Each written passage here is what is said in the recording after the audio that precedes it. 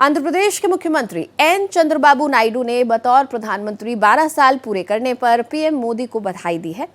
एक अखबार में लिखे अपने लेख में नायडू ने लिखा कि प्रधानमंत्री मोदी के 12 साल के कार्यकाल ने देश में नए आत्मविश्वास को, मजबूत शासन और आर्थिक बदलाव का दौर शुरू किया है।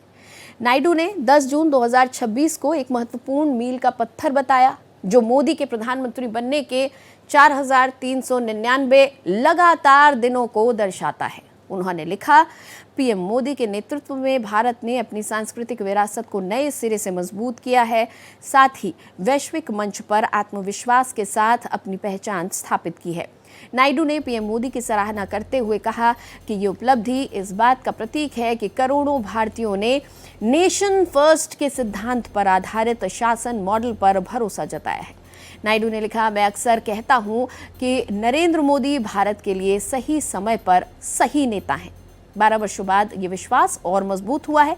इतिहास इस दौर को केवल आर्थिक विकास या राजनीतिक स्थिरता के रूप में नहीं, बल्कि भारत के आत्मविश्वास की पुनर्स्थापना के रूप में याद रखेगा। उन्होंने कहा कि अपने लगभग 50 वर्षों के सार्वजनिक जीवन में उन्होंने कई प्रधानमंत्रियों को देखा है, लेकिन मोदी सभ्यतागत आत्मविश्वास और आधुनिक शासन के अनोखे संयोजन के कारण अलग है।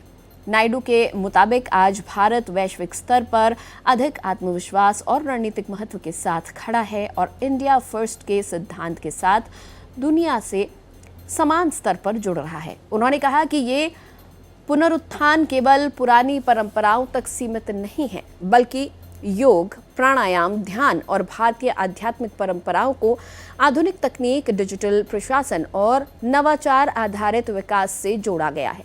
पिछले एक दशक में भारत दुनिया की 11वीं सबसे बड़ी अर्थव्यवस्था से चौथी सबसे बड़ी अर्थव्यवस्था बन गया है। इसके पिछले digital public infrastructure, Jan Dhan योजना और आधार, यूपीआई और डायरेक्ट बेनिफिट ट्रांसफर जैसी योजनाओं का एक बड़ा योगदान रहा है।